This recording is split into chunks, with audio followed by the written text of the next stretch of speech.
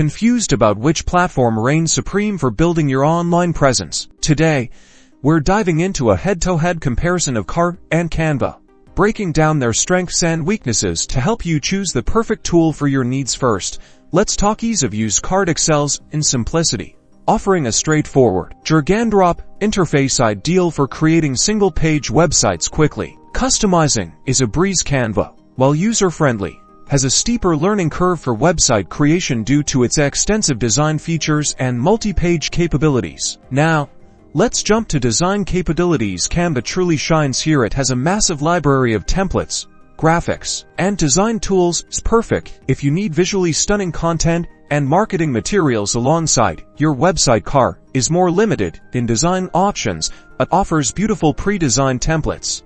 What about the pricing?